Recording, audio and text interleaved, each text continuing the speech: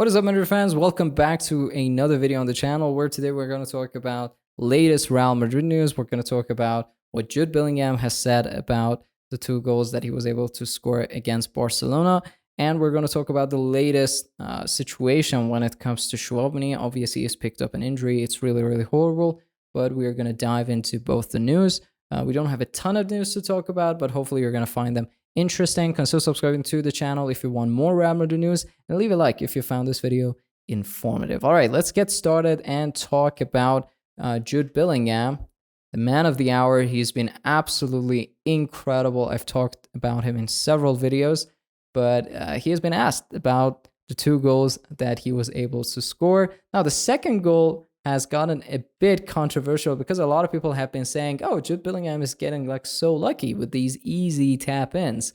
And he has shared his take on what people have said. It's really, really interesting.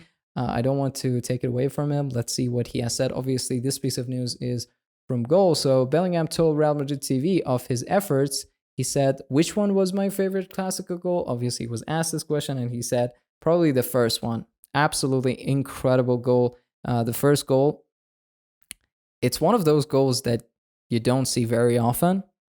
And it's definitely one of those goals that you don't see very often during an El Clasico.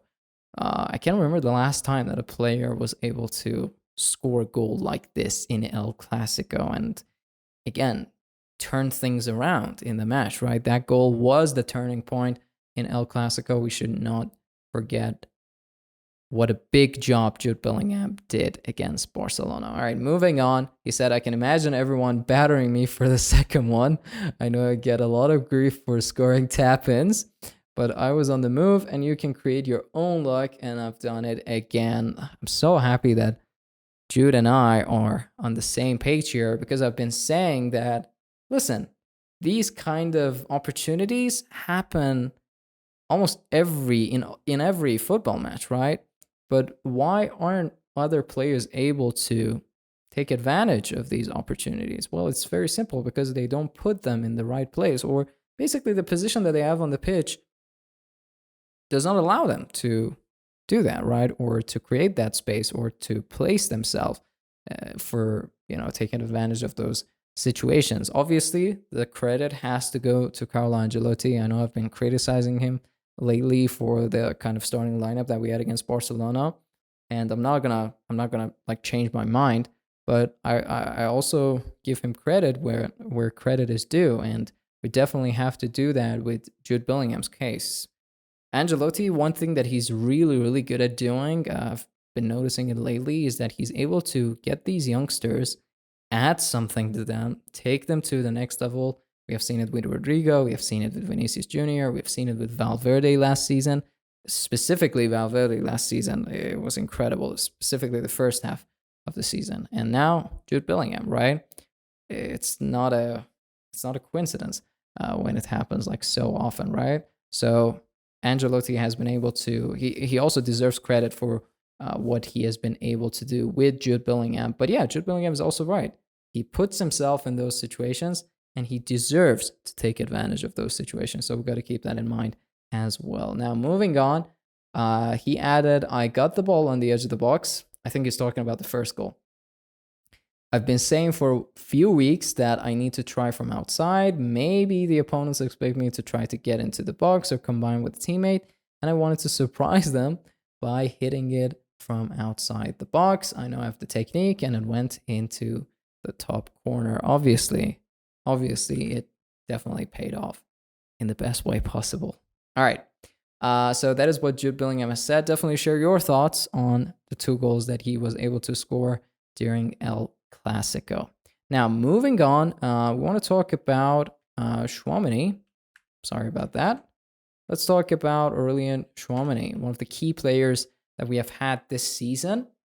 Now, I think when I was looking the stats this season so far, he was not able to make it. Actually, he was available, but I think Carlo Ancelotti decided not to use him, and it was against Atletico Madrid, where I think Ancelotti decided to go with Toni Kroos with the defensive midfield, and it did not work, right? Tchouaméni has been a crucial, integral part of the team this season. Obviously, if you remember last season, he had trouble finding the right footing.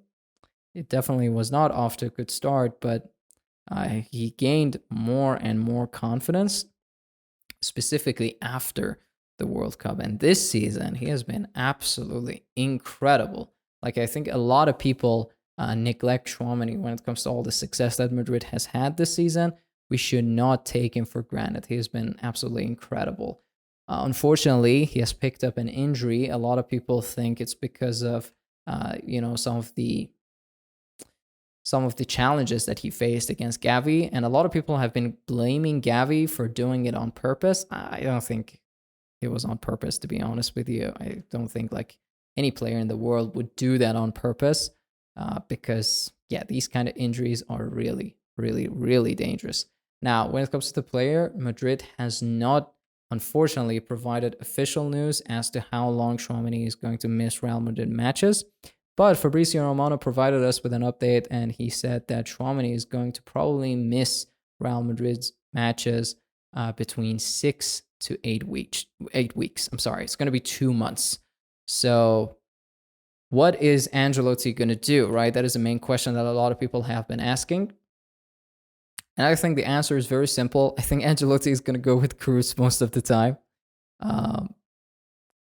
I don't like that kind of formation when Toni Kroos is the defensive midfielder. First of all, he doesn't have the right profile, defensively speaking. He's able to make interceptions a lot of the time, and it is because of his wit and the kind of experience that he has developed throughout his career. However, defensively speaking, he doesn't have the right physicality, and sometimes it goes like much forward down the pitch near the opposition's goal. Because he wants to create chances for himself as well, and it sometimes leaves the space behind him exposed, and we have seen it time and time again. I think the safer option in important matches is going to be Camavinga, provided that Garcia and Mendy are both available as our left fullbacks. So that is going to be very, very important. If they're not injured, hopefully, I really, really hope, fingers crossed, that they're not going to pick up any injuries, at least throughout the next 2 months, because if that happens, we're going to be forced to use Camavinga as the left fullback. And then again, in that case, we would have to use Toni Kroos as a defensive midfielder. So those are the alternatives that Ancelotti currently has access to. But it's going to be interesting what the formation is going to be. I think we're going to have a little taste of it throughout our next match, which obviously is going to be against Vallecano. I think this is a home match. Oh God, how many matches have we had? How many away matches have we had so far, right? I think it was 3 in a row. One of them was the Champions League match, if I'm not mistaken. And Barcelona has the away match against Real Sociedad. I hope I'm right with the away and home aspect of it. I'm not really sure about that. But I think Barcelona is not the only team that we have to keep an eye on. Obviously, I've talked about this in previous videos as well. We definitely have to keep an eye on Girona and Atletico Madrid. Like Atletico Madrid this season, they're sneaking their way through the top of the table, and no one is noticing them. I think it's going to be a very exciting season, and I'm happy that we have gotten great results, against top 4 teams. Against Girona, we're able to win against them 3-0. Barcelona, we defeated them in an away match that is going to be super crucial further down the season. And I hope we can keep this margin when it comes to points further down the line as well. But yeah, those are all the important news that I've got for you guys today. Thank you so much for sticking with me. Definitely share your thoughts and takes on all the news that we talked about in this video here on Real Madridista. I try to provide you with the latest Real Madrid news and content. Make sure to subscribe to the channel and leave a like if you found this video informative. Until next time, take care of yourself.